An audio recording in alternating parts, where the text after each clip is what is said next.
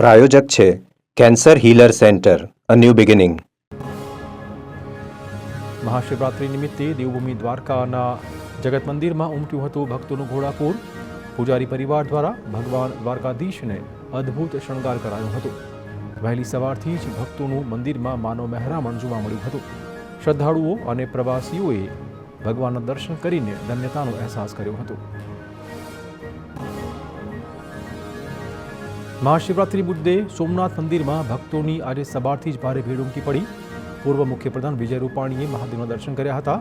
વિજય રૂપાણીએ મંદિરમાં કરી ધ્વજ પૂજા અને સોમેશ્વરની પૂજા, મહાદેવના દર્શન કરી ધન્યતા મેળવી હતી.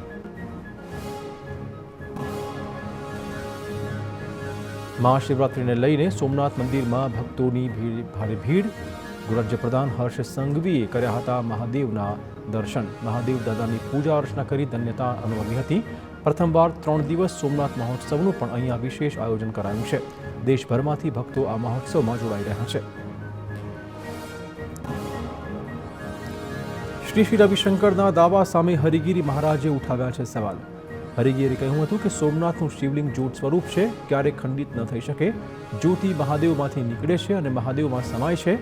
સોમનાથ મહાદેવનું પવિત્ર જ્યોતિર્લિંગ ખંડિત ના થઈ શકે.